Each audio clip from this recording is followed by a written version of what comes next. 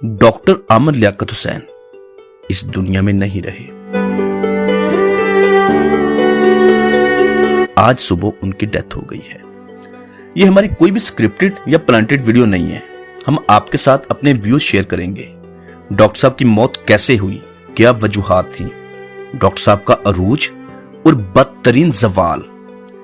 Doctor साहब की जिंदगी हमारे लिए एक बहुत बड़ी नसीहत है कि इंसान को हमेशा सीखना चाहिए, अच्छे और बुरे मामला दोनों से। डॉक्टर साहब का बहुत कमाल का अरूज था। पूरी दुनिया में जो 500 बाअसर शख्सियात थी मुसलमानों की, उनमें डॉक्टर साहब का नाम आता था। और मीडिया में, सियासत में, हर तरफ डॉक्टर साहब छाए हुए थे। अपनी जुबान उर्दू और वोकैबुलरी पर बहुत ही जानदार प्रोग्राम करने वाले। जब डॉक्टर साहब बोलते थे तो वो किसी और को बोलने नहीं देते थे। बेहतरीन सेंस ऑफ ह्यूमर। डॉक्टर साहब का आपको पता है कि उनके स्कैंडल, उनके प्रोग्राम्स आपने देखे, उन पर बेहद तनकीद भी हुई। लाइक और डिसलाइक करने वाले दोनों ही बहुत बड़ी तादाद में थे। लेकिन एक बात जो हमें इस वीडियो में कहनी पड़ेगी कि डॉक्टर साहब जो करते थे दिल से करते थे, यानी कि उनको अपने काम पर मुकम्मल अबूर हासिल था। अगर वो झूठ भी बोलते थे तो इस कदर यकीन के साथ बोलते थे कि अगला बंदा मानने पर मजबूर हो जाता था। लेकिन हम बात करेंगे उनके गुड नोट्स के बारे में, क्योंकि वो इस वक्त इस दुनिया में नहीं है। लेकिन इसी के साथ साथ ये डिस्कस करना भी जरूरी है और ना चाहते हुए भी डिस्कस हो जाता है कि ये सारे मामला कैसे खराब हुए। डॉक्टर साहब को बेहतरीन और बहुत कमाल का अरूज मिला। मीडिया में आलम ऑनलाइन से, डॉक्टर साहब का इस प्रोग्राम से इतना ज्यादा शोहरत, इतनी ज्यादा इज्जत मिली कि शायद किसी और के हिस्से में ऐसी इज्जत और शोहरत ना आई हो। तो इज्जत शोहरत के साथ साथ डॉक्टर साहब ने दौलत भी बहुत कमाई और शादी पहले की बुशरा बीबी से, बुशरा आमिर से। तो बुशरा आमिर से जो शादी हुई उसमें से माशाल्लाह 2 बच्चे हैं, एक बेटा और एक बेटी है। बच्चे जवान हो गए, उनको पढ़ाया लिखाया, बेहतरीन पढ़ाया लिखाया। बकौल डॉक्टर साहब के कि उनकी जो जाती जिंदगी थी वो इतनी पुरसकून नहीं थी बीवी के साथ, उनके मामलात इतने अच्छे नहीं थे। तो डॉक्टर साहब ने दूसरी शादी की 3-4 साल पहले 2018 में, जो कि तूबा आमिर से। तूबा से जब शादी हुई तो शुरू में बहुत ज्यादा तनकीद की गई कि तूबा की एज कम है, डॉक्टर साहब की ज्यादा है। खैर जो भी है, निकाह हर उम्र में जायज है और डॉक्टर साहब का बहुत लॉजिक पॉइंट था, बहुत यानी कि शरीयत के बिल्कुल मुताबिक उनका कहना था कि शादी इंसान कभी भी किसी भी उम्र से और किसी भी उम्र की औरत से कर सकता है। डॉक्टर साहब की तूबा के साथ शादी हो गई। अब मामला जो खराब होते हैं वो ये होते हैं कि एक इंसान जो खुद को आलिम कहता है कि मैं कुरान पाक, अहादीस शरीफ उन सबको जानता हूं, पढ़ता हूं, उनका मुकम्मल इल्म रखता हूं, तो जब ये आलम जो इंसान खुद को दावा करता है कि मैं आलम हूं या इस्लाम का तालिब इल्म हूं, तो वो इंसान अपनी बीवी, चाहे निकाह हुआ है, कोई शक नहीं इसमें कि उन्होंने निकाह किया है, लेकिन इसके बावजूद मीडिया के सामने आकर बेपर्दगी, यानी बेपर्दगी भी इस लेवल की नहीं कि इंसान कैमरा फेस कर रहा है तो बेपर्दगी तो हो रही है, अपने जाती मामलात ऐसी तशहीर करना जाती मामलात की जो कोई भी आम इंसान ऐसा करने में शर्म महसूस करता हो, इस्लाम को समझने वाले, जानने वाले, नॉलेज रखने वाले। तो एक आलम जो अपनी जाती जिंदगी को, अपनी वाइफ को, उसके ड्रेसिंग से लेकर उसके तमाम मामलात मीडिया के सामने ओपनली डिस्कस करने के आदी थे, और वो उन्होंने कई बार यह भी इजहार किया कि मैं चाहता हूं कि तूबा फिल्मों में जाए, टीवी ड्रामों में जाए, लेकिन इसी के साथ साथ उन्होंने ऐसी ड्रेसिंग करनी जहां पर सीने पे, दिल के ऊपर या हुसैन लिखा होता है, मौला हुसैन अलैहिस्सलाम का नाम। तो इस किस्म के मामला जो थे, इसी वजह से डॉक्टर साहब के साथ लोगों के इख्तिलाफ जन्म लेता था कि डॉक्टर साहब के अमल और बात में, कौलो फेल में बहुत तजाद है। तो जब तूबा से शादी हो गई, दोनों मीडिया के साथ अटैच हो गए, बहुत ऊट पटांग हरकतें, बड़ा कुछ देखने को मिला। लेकिन वो कहते हैं कि मैं आजाद हूं, मैं जो चाहूं कर सकता हूं सब कुछ। और इसी के साथ साथ वो हदीस भी बयान करते थे, कुरान पाक का हवाला भी देते थे, यानी कि 21वीं सदी के डॉक्टर साहब आलिम थे। तो ये मामलात की वजह से उनके बहुत ज्यादा लोग नफरत भी करते थे उनसे, लेकिन इसके बावजूद वो अपने काम के माहिर थे।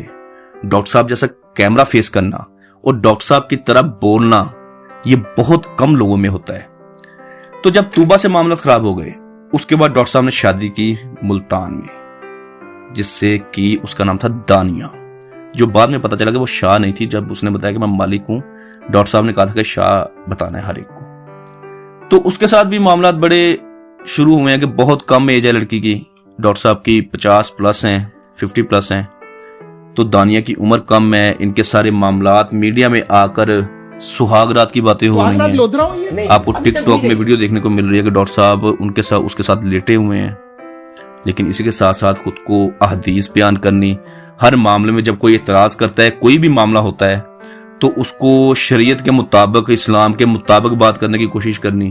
ان پہ کوئی اعتراض کرتا ہے، یعنی کہ ڈاکٹر صاحب ایکسٹرا، آپ ان کو کہہ سکتے ہیں extra clever, extra over confident, یہ چیزیں تھیں اور ہم اس چیز کو ڈسکس کر رہے ہیں، ٹھیک ہے۔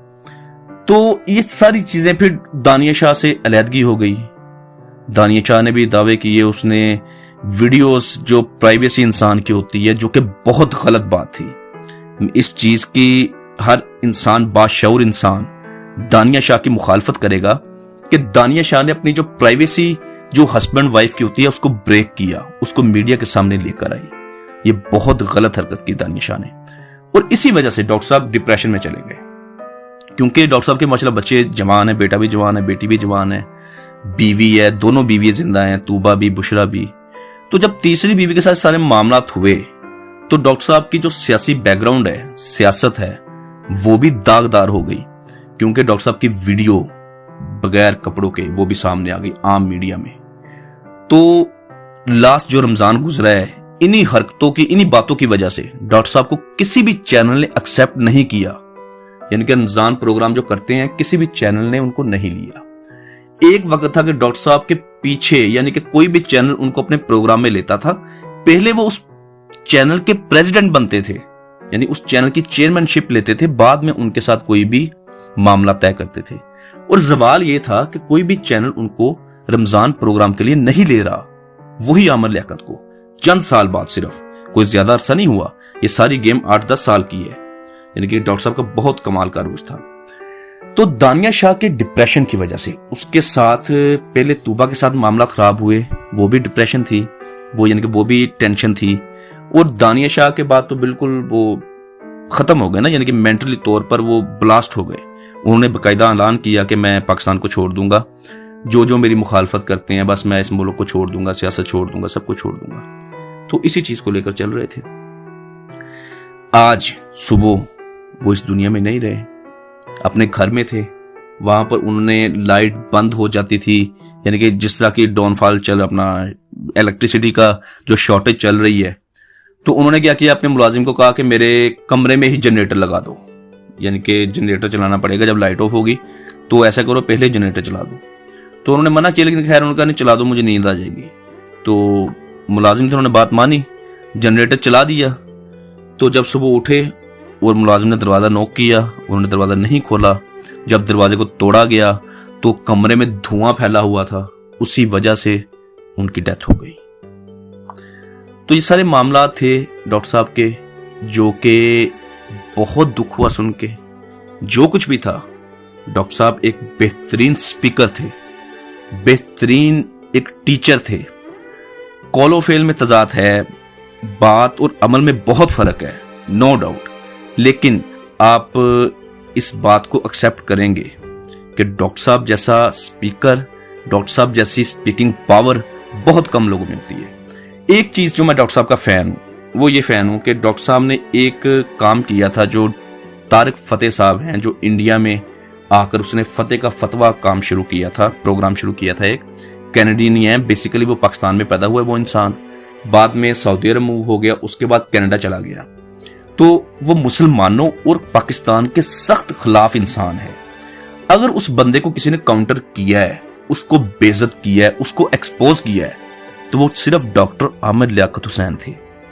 ڈاکٹر صاحب ہی تھے جس نے اس طارق فتح نامی فتنے کو، اس خبیث انسان کو بہترین جواب دیا، اس کو میڈیا پر بہترین اس کو رپلائی کیا، جس کی وجہ سے پوری دنیا میں وہ ایکسپوز ہوا۔ ویسے تو وہ آلریڈی ایکسپوز ہی ہے، اس کی حیثیت ہی کوئی نہیں ہے، لیکن ڈاکٹر صاحب نے پاکستان کو بہترین ڈیفینڈ کیا اور اس انسان کو کھری کھری سنائی تھی آن لائن بول ٹی وی پر پروگرام چلتا ہوتا. خیر یہ معاملات تھے ڈاکٹر عامر لیاقت حسین کے. ڈاکٹر عامر لیاقت حسین صاحب کی ڈیڈ باڈی کو چھپا ویلفیئر سرد خانے میں رکھا گیا ہے، جبکہ ان کے بیٹے جو احمد عامر صاحب ہیں وہ اس وقت لندن میں ہیں. ان کی بیٹی دعا عامر پاکستان میں ہے اور بشرا عامر بھی پاکستان میں ہے. تو فیملی نے بشرا عامر اور دعا عامر نے یہ فیصلہ کیا کہ اپنے والد یعنی ڈاکٹر عامر لیاقت حسین کی ڈیڈ باڈی کا پوسٹ مارٹم نہ کروایا جائے. تو ڈیڈ باڈی کو لے کر چھپا ویلفیئر سرد خانے میں پہنچا دیا گیا ہے. ان کا بیٹا جو احمد عامر ہے وہ لندن سے جلد از جلد کراچی آ جائے گا. اس سے پہلے چھپا صاحب نے ایک وصیت بتائی ہے کہ ڈاکٹر عامر لیاقت صاحب کی ایک خواہش تھی کہ جب میرا انتقال ہو تو میرے تمام معاملات، میں چاہتا ہوں کہ میرے تمام معاملات آپ دیکھیں، یعنی غسل سے لے کر تدفین تک. انہوں نے نصیحت کی تھی چھپا صاحب کو. تو چھپا صاحب نے یہ میڈیا کے سامنے آ کر بتا دیا ہے کہ ان کے جو جتنے بھی معاملات ہوں گے تدفین تک وہ سارے وہ خود کریں گے. ایون کہ جب وہ ان کے ساتھ یہ حادثہ پیش آیا تھا، یعنی کہ ڈاکٹر عامر لیاقت صاحب جب ان کو ہاسپٹل ٹرانسفر کیا گیا تھا تو چھپا ویلفیئر کی ایمبولنس سے ہی کیا گیا تھا اور چھپا صاحب خود وہاں پر پہنچے تھے اور انہوں نے ان کی ڈیڈ باڈی وصول کی تھی. تو میں نے آپ کے ساتھ اپنے ویو شیئر کیے ہیں. آپ کی ڈاکٹر صاحب کے بارے میں کیا رائے ہے نیچے کمنٹ باکس میں لاپنی بتائیے گا. اور آخر میں دعا کرنا چاہتا ہوں کہ اللہ پاک ڈاکٹر صاحب کے تمام گناہ معاف فرمائے. ان کی غلطی کوتاہیاں جان بوجھ کر یا انجانے میں تمام غلطیاں معاف فرمائے. اور اگر ہماری طرف سے ڈاکٹر صاحب کے بارے میں کوئی بھی ایسی بات جو ان کو ہرٹ کی گئی ہو تو ہم بھی معذرت چاہتے ہیں. اللہ پاک ہمیں بھی معاف کرے. ڈاکٹر صاحب ہمارے معاشرے، ہمارے رویوں اور تمام معاملات کی وجہ سے ڈپریس ہو کر اس دنیا سے چلے گئے ہیں. یہ لمحہ فکریہ ہے کہ ہمیں کسی کی ذاتی زندگی، اس کے اعمال اور اس کی جو نیت ہے اس کو جج کرنے کے لیے پازیٹیو مائنڈ رکھنا چاہیے. اللہ پاک ہم سب کو بھی ہدایت دے اور ڈاکٹر صاحب کے لیے آسانی والا معاملہ عطا کرے.